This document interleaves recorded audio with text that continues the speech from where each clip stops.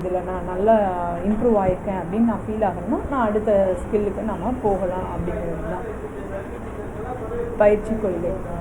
Principles of drill practice method அப்படின்னு சொல்கிறோம்.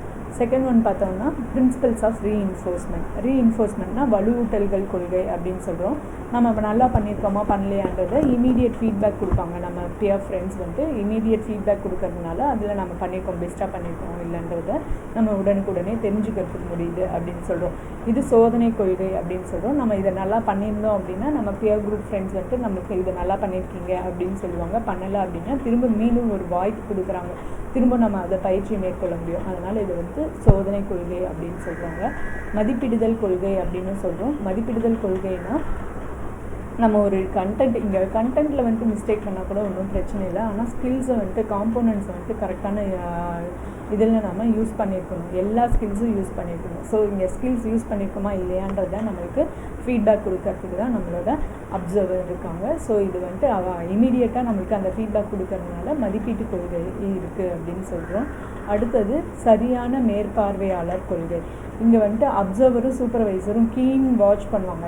கரெக்டான டைமில் பண்ணியிருக்கீங்க, இந்த ஸ்கில்ஸை எஃபெக்டிவாக பண்ணியிருக்கீங்க, இந்த ஸ்கில் நீங்கள் நல்லா பண்ணலை, இதை இன்னும் இம்ப்ரூவ் பண்ணணும் அப்படிங்கிற சஜஷன்ஸ் கொடுப்பாங்க. அதனால் இதை என்ன சொல்கிறோன்னா சரியான மேற்பார்வையாளர் கொள்கை அப்படின்னு சொல்கிறோம். அடுத்தது தொடர்ச்சி, கண்டினியூட்டி அப்படின்னு சொல்கிறோம். தொடர்ச்சி கொள்கையும் இருக்குது அப்படின்னு சொல்கிறோம். அதாவது ஒரு ஸ்கில் ப்ராக்டிஸ் பண்ணி முடிச்சுட்டு இதில் பெஸ்ட்டாக பண்ணியிருந்தோம் அப்படின்னா நம்ம நெக்ஸ்ட்டு போய்க்கலாம். அப்படி இல்லை அப்படின்னா ரிப்பீட்டடாக இதிலேயே அந்த ஸ்டெப்ஸ் ஒரு சைக்கிள் இருக்குது, ஒரு 8 சைக்கிள், அந்த 8 சைக்கிளில் நம்ம ப்ராக்டிஸ் பண்ணலாம்.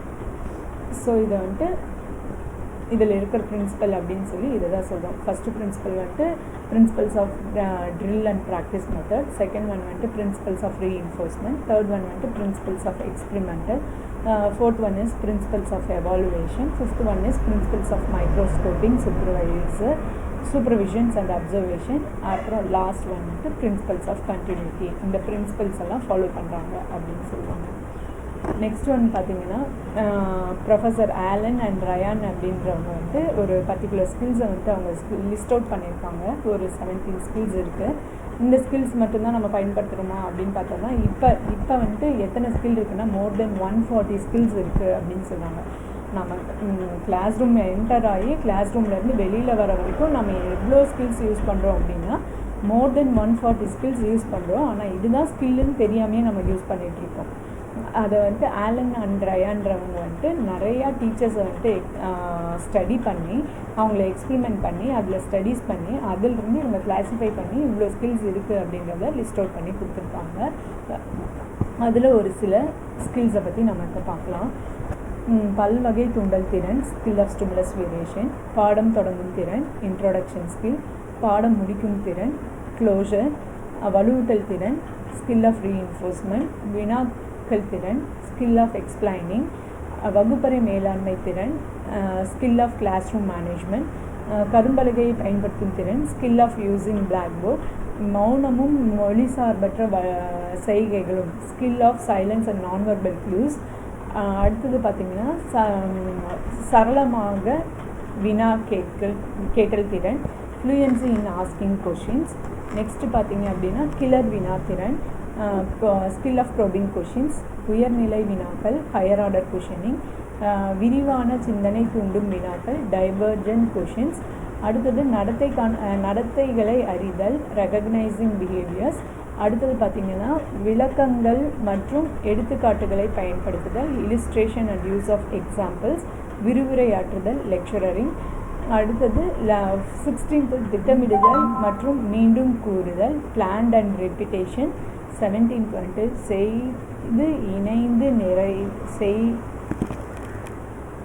செய்தி இணைந்து நிறைவு பெறுதல், கம்ப்ளீஷன்ஸ் ஆஃப் கம்யூனிகேஷன் அப்படின்னு சொல்கிறாங்க. இந்த ஸ்கில்ஸ் எல்லாம் ஆலன் சொல்லியிருக்காரு. இது மட்டும்தானான்றதெல்லாம் இல்லை, நிறையா இருக்குது. நம்ம அவங்கள பார்க்குற பார்வையிலேருந்தே அதை ஸ்கில்லாக நம்ம சொல்லலாம். ஆனால் அது ப்ராக்டிஸில் நம்மளுக்கு அது எக்ஸ்பீரியன்ஸ் பண்ணி பார்க்கலாம். நம்ம அடுத்தது நுண்ணிலை கற்பித்தலில் உள்ள படிநிலைகள். இதில் வந்துட்டு ஒரு 8 ஸ்டேஜஸ் இருக்குது. 8 ஸ்டேஜஸ்ன்றது ஃபஸ்ட்டு வந்துட்டு திறன் அறிதல். நம்ம ஒவ்வொரு திறன்களாக ஒவ்வொரு நாளும் ஒவ்வொரு திறன்கள் பார்க்க போகிறோம். ஃபஸ்ட்டு அந்த திறன் என்ன, அந்த திறனோட பயன்பாடுகள் என்ன அப்படிங்கிறது வந்துட்டு நம்மளோட டீச்சர் எஜுகேட்டர் நம்மளுக்கு சொல்லிக் கொடுப்பாங்க. அந்த அந்த திறன்களை எப்படி பயன்படுத்தணும், அதோட உட்கூறுகள் என்ன இருக்குது, அந்த உட்கூறுகளை எப்படி பயன்படுத்தணுன்றதை ஃபஸ்ட்டு வந்துட்டு அவங்க நம்மளுக்கு ஸ்கில்லை இன்ட்ரடியூஸ் பண்ணி சொல்லி கொடுத்துருவாங்க. அடுத்தது அந்த ஸ்கில்லை யூஸ் பண்ணி எப்படி கிளாஸ் எடுக்கணுன்றதை சொல்லிக் கொடுப்பாங்க. அதுதான் டெமான்ஸ்ட்ரேட்டிங் த ஸ்கில் அப்படின்னு சொல்கிறோம். ஃபஸ்ட்டு வந்துட்டு திறன் அறிதல் அப்படிங்கிறது பார்த்திங்கன்னா ஒரு பர்டிகுலர் ஸ்கில் என்ன, அந்த ஸ்கில்லோட டெஃபினேஷன் என்ன, அதோட யூசேஜ் என்ன, அதில் என்னென்ன காம்போனன்ட்ஸ் இருக்குது, அந்த ஒவ்வொரு காம்போனன்ட்ஸும் எப்படி யூஸ் பண்ணணும் அப்படின்றத நம்மளுக்கு சொல்லிக் கொடுப்பாங்க. டெஃபினேஷன்ஸ் அந்த மாதிரி சொல்லிக் கொடுப்பாங்க.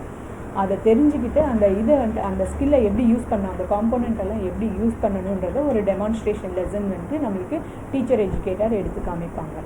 அடுத்தது அதை பார்த்து முடிச்சதுக்கப்புறம் நாம் நெக்ஸ்ட் டே நம்ம ப்ராக்டிஸ் பண்ணணும். அதுக்கு நம்ம பிளான் பண்ணணும். நம்ம இந்த ஸ்கில்லுக்கு என்ன லெசன் எடுத்துக்கணும், அந்த லெசன் என்ன மாதிரியான கண்டென்ட் எடுத்தோம்னா நம்மளுக்கு இந்த ஸ்கில்லை வந்துட்டு எஃபெக்டிவாக நம்மளால் ப்ரெசென்ட் பண்ண முடியுன்றத பிளானிங் அப்படின்னு சொல்கிறோம்.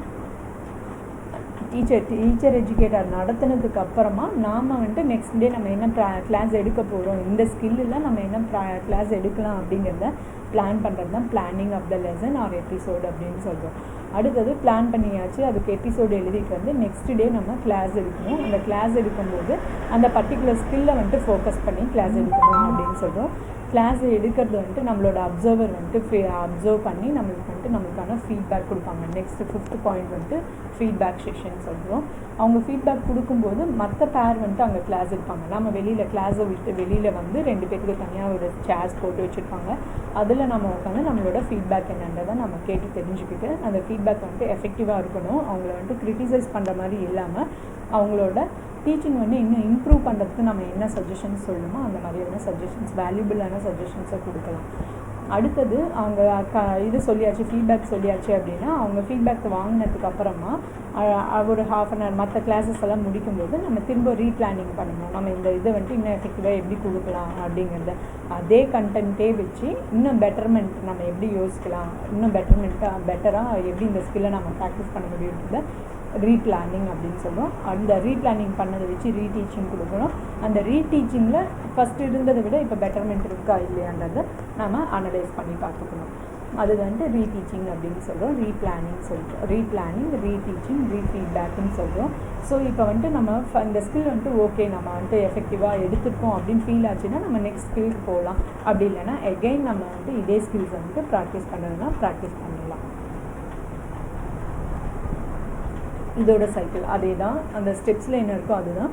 ஃபஸ்ட்டு ஒன் வந்துட்டு பார்த்தீங்க அப்படின்னு சொன்னால் ஃபஸ்ட்டு ஒன் வந்துட்டு திறன் அறிதல்.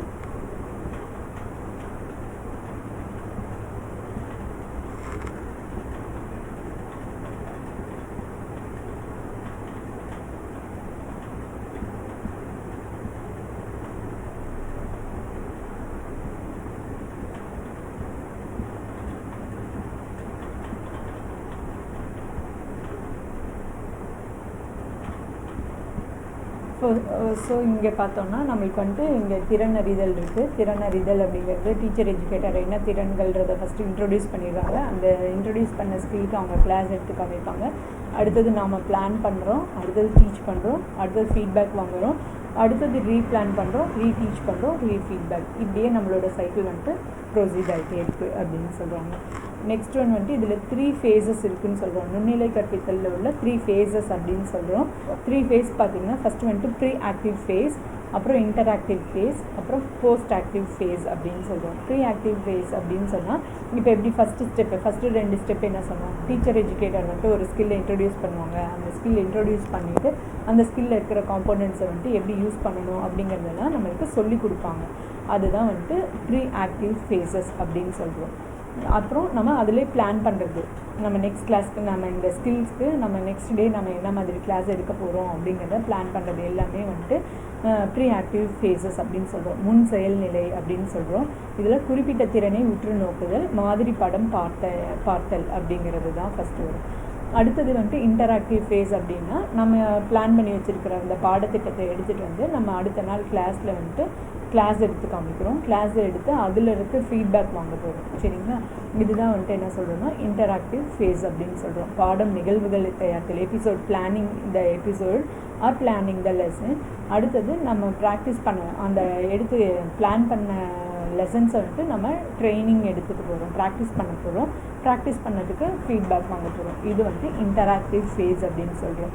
ஓகே, இப்போது நம்ம ப்ரீ ஆக்டிவ் ஃபேஸில் வந்துட்டு தெரிஞ்சுக்கிட்டோம். அடுத்தது நம்ம இன்டராக்டிவ் ஃபேஸில் ப்ராக்டிஸ் பண்ணிட்டோம். இதுவே நம்ம டே பை டே நம்ம ப்ராக்டிஸ் பண்ணிகிட்டே இருந்தோம்னா ஒவ்வொரு ஸ்கில்லும் நம்ம வந்துட்டு கொஞ்சம் எஃபிஷியன்ட், நம்மளுக்கும் வந்துட்டு என்ஹான்ஸ் ஆகிடும். நம்மளோட டீச்சிங் வந்துட்டு என்ஹான்ஸ் ஆகும். அந்த என்ஹான்ஸ் ஆனதை வச்சு நம்ம இந்த ஒவ்வொரு ஸ்கில்லும் நம்ம ப்ராக்டிஸ் பண்ணுவோம். பர்டிகுலராக நம்ம பிஎட் காலேஜில் 8 ஸ்கில்ஸ் தான் நம்ம ப்ராக்டிஸ் பண்ணுறோம்.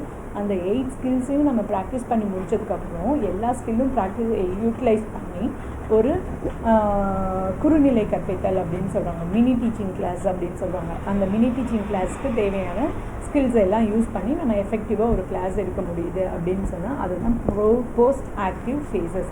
எந்த ஒரு பயமும் இல்லாமல், பதட்டம் இல்லாமல், தயக்கம் இல்லாமல் நம்ம ஃப்ரீயாக நம்மளால் கிளாஸ் எடுக்க முடியுது அப்படின்னு சொன்னால் இந்த ஸ்கில்ஸ் எல்லாம் யூஸ் பண்ணி, இந்த எக்ஸ்பீரியன்ஸ் எல்லாம் யூஸ் பண்ணி நம்ம ஒரு எஃபிஷியன்ட் டீச்சிங் கொடுக்க முடியும். அப்படிங்கிறது தான் என்ன சொல்கிறோன்னா போஸ்ட் ஆக்டிவ் ஃபேஸஸ் அப்படின்னு சொல்கிறோம். கற்பித்தல் சூழ்நிலைக்கு திறனை மாற்றுதல் அப்படின்னு சொல்கிறாங்க. நெக்ஸ்ட்டு இதில் இருக்கிற டிஸ்அட்வான்டேஜ், இப்போ இருக்க காலகட்டத்தில் இப்போ இருக்கிற கரிக்குலமில் நம்மளுக்கு வந்துட்டு இவ்வளோ இந்த மைக்ரோ டீச்சிங் ஸ்கில்ஸை வந்துட்டு தனித்தனியாக ப்ராக்டிஸ் பண்ணி நம்ம வந்துட்டு கொண்டுட்டு போகிறது அப்படிங்கிறது கொஞ்சம் டிஃபிகல்ட்டாக இருக்குது. பிகாஸ் ஆஃப் டைம், காலம் வந்துட்டு அதிகமாக வீணாகுது அப்படின்னு சொல்கிறாங்க. ஒவ்வொரு மாணவர்களும் பயிற்சி மேற்கொள்ளும் போது முதல் நாள் இருக்கும்போது இருந்த அந்த ஆர்வமும் ஈடுபாடும் வந்துட்டு பின்வரும் காலங்களில் இருக்கிறது இல்லை. ஒரு தடவை கிளாஸ் எடுக்கும்போதே அவங்களுக்கு வந்து அந்த சலிப்பு ஏற்படுது அப்படின்னா அவங்களோட ரீடீச்சிங்லாம் வந்துட்டு அவங்க எஃபெக்டிவாக பண்ணுறதில்ல. அது நம்ம டே பை டே நம்ம பார்க்குறதுலேயே நமக்கு தெரியும். எல்லா ஸ்டூடெண்ட்ஸும் வந்துட்டு முழுமையான ஈடுபாடோடு செய்கிறாங்களா அப்படின்னா கடமைக்கு தான் செய்கிறாங்க, அதில் முழு ஈடுபாடோடு செய்கிறதும் கிடையாது.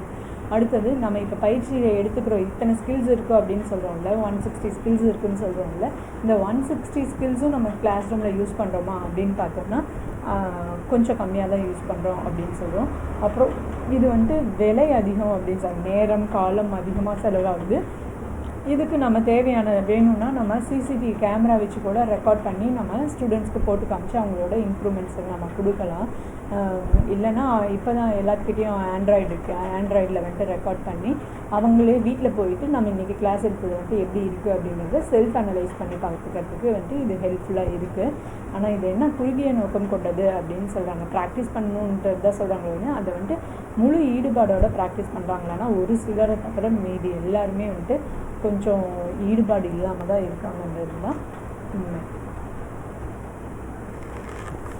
Thank you so much for this patience.